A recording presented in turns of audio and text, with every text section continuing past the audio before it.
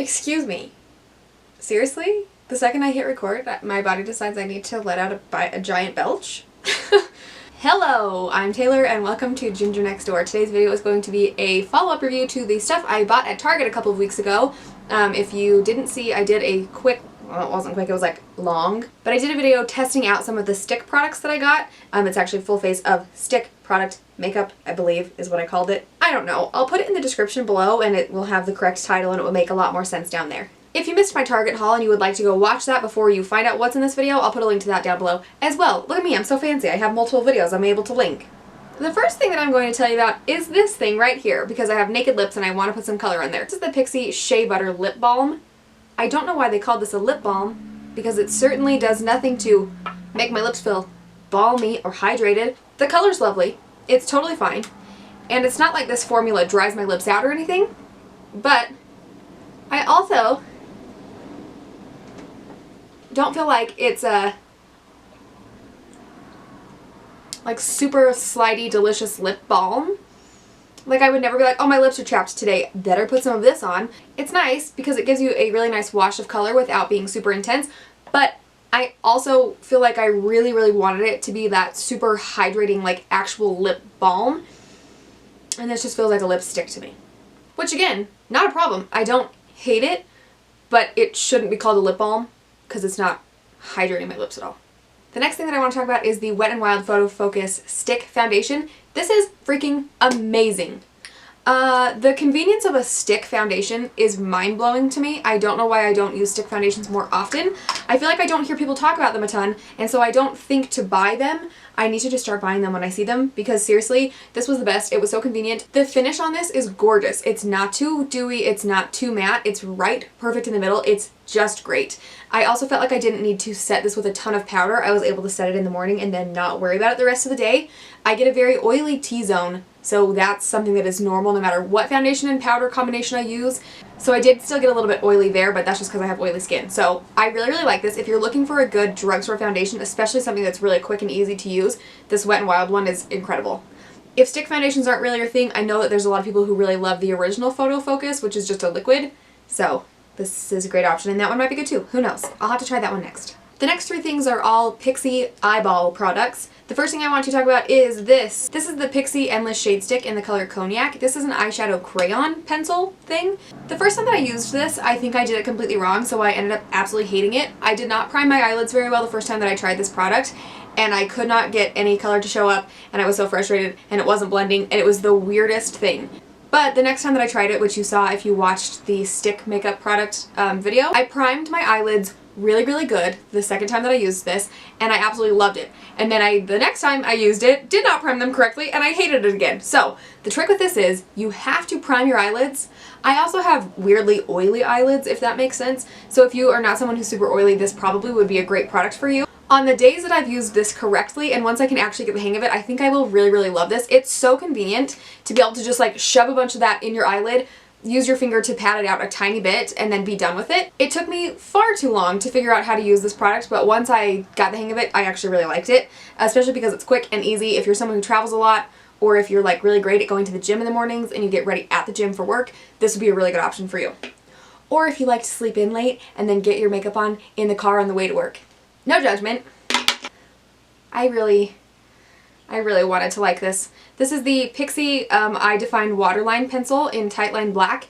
This just did not work for me for a tight liner pencil, which is what it was supposed to be made for. As soon as I put this on and I tried it a couple of different times and tried like waiting and keeping my eyes open longer so that it could dry a little bit more, the second this touches your bottom lash line, it transfers down there. So if you're someone who is using this all the way around your eye, this would be fine, but it's literally for tight lining, which is your upper lash line lid thing. I just feel like this didn't last long enough in that area for it to be called a tight line pencil. However, it's not an overall terrible product. I didn't have any weird irritation or anything like that. It didn't run all over the place. It just didn't stay in my waterline. So I guess it's just not a very good waterproof formula, if that makes sense. I have used this quite a few times just smudged along the top lashes, which is great, but there are other pencils that will do a much better job, and this isn't made for that. So it's not horrible, but I wouldn't purchase it again. This, however, I want every color of. This is the Pixi, what are you called? Liquid Fairy Lights in the color Rose Gold. This is an insanely beautiful shimmer eyeshadow, and it's just amazing. It's so glittery, it's so pigmented, and again, another thing that's really easy to use. You just use the little wand in here, which is like a doe foot applicator, stick this all over your lid, and you look like a beautiful, shiny, glittery goddess, and that's what I'm here for. I know that these do come in a ton of different colors, and lots of them are bright, lots of them are neutral. If you are someone who really likes the Stila glitter shadows, they're liquid ones, or if you are someone who's wanting to try those but not quite ready to go splurge on that price point, this is a really good alternative. I will say the Stila ones are just a little bit more up here for me. This is a really, really great option though, as an alternate to those. And just in general, it's a really great product. And then this! I actually really like this. This is the Jergens Natural Glow Daily Moisturizer for fair to medium skin tones.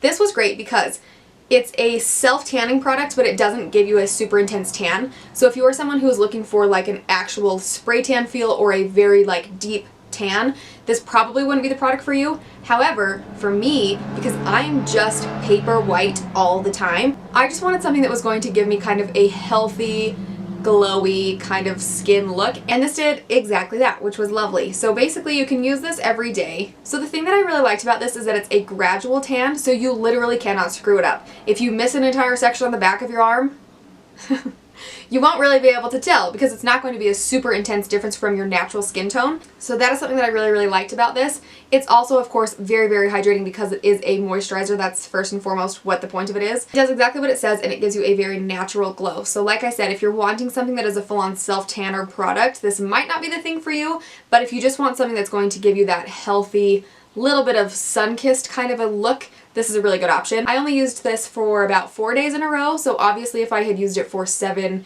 it would have gotten to a more deep tone, but I liked where I was at with just the 4, just to give me a little bit of color. I'm someone who is definitely okay with having super fair skin. I just hate that you can see the little veins in my legs, so that's why I liked this. I just wanted something that was a little bit extra, but not a full-on tan, because I'm a ginger. It's what I am.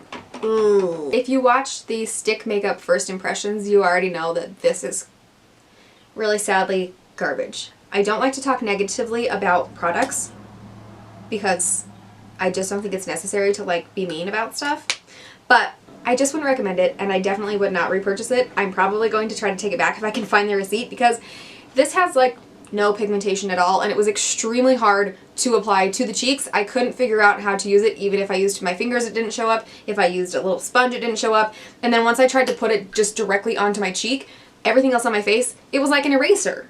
So this, I just feel like there are better options of blushes, especially stick blushes, so sadly this was just a big fat stinker.